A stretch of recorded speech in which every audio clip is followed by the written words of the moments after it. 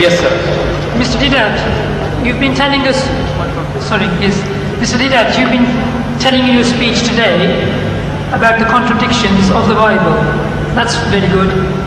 Secondly, you were saying about the fact that the Bible hasn't lived up to its contents. That's fine as well.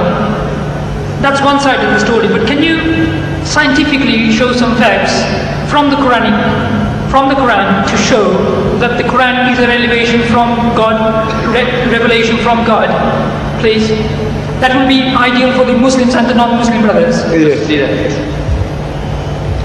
You see, there are so many things in the Quran which lends itself to scientific discoveries and proving of creation. For example,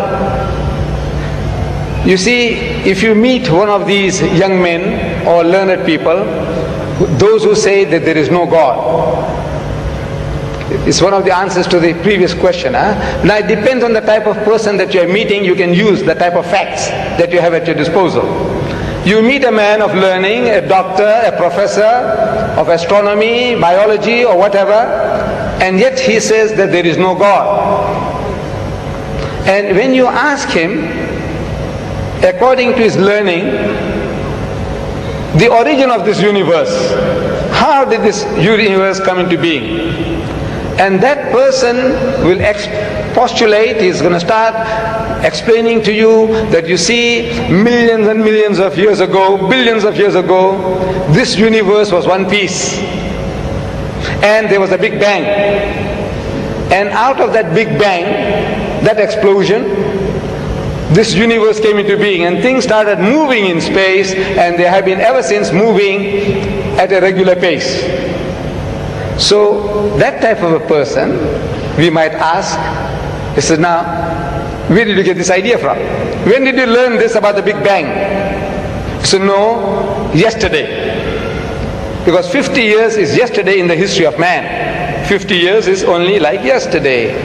So he discovered that there was a Big Bang according to our astronomers, according to our physicists, and out of that this universe came into being. So he said, you see, an illiterate man in the desert 1,400 years ago, he couldn't have known that, could he? So he says, no, never. So he says, well, listen, now we quote the Quran. Allah says in the Quran, أَوَلَمْ يَرَ الَّذِينَ كَفَرُوا. Do not the unbelievers see? These atheists, these agnostics, those who say that there is no God, can't they see? أَوَلَمْ يَرَ الَّذِينَ كَفَرُوا أَنَّ السَّمَاوَاتِ وَالْأَرْضَ كَانَتَ رَتْقًا. That the heavens and the earth were joined together as one unit of creation. فَتَقْنَاهُمَا. And he split them asunder. And the biologist, you ask him, where does life originate? He says, in the sea, in the water, in the mire. Where did you get that from?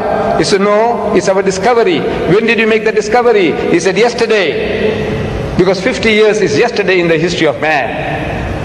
So an illiterate man in the desert, he couldn't have known this. He said, never. Well, listen. Allah tells us through Muhammad, he said, وَجَعَلْنَا مِنَ الْمَاءِ كُلَّ شَيْءٍ حَيٍّ. And he has made from water every living thing. أَفَلَا يُؤْمِنُونَ. Will you then not believe? You atheist, you agnostic, you man of science, will you not believe? He said, look, where did Muhammad get all these ideas from? Plant life, animal life, vegetable life, every life, he says, has got pairs. 1400 years ago, in the desert, this man is talking. Where did he get the idea from? He says, Subhanallazi khalaqal azwaja kullaha. Says, glory be to God, who has created mates of everything. Imma tumbitul ardu, of that which the earth produces. Wa min anfusikum, and from among yourselves, of the animal kingdom. Wa mimma la ya'lamun, and of the things that you know not. Male, female, positive, negative. He says, created mates of everything, of the things that you know and of the things that you don't know. So these are for people with eyes, with sense. They can see that this is not the work of Muhammad. An illiterate man in the desert could never have been able to utter these things. It is from the source of creation who has been giving it to him, that this is the book of God.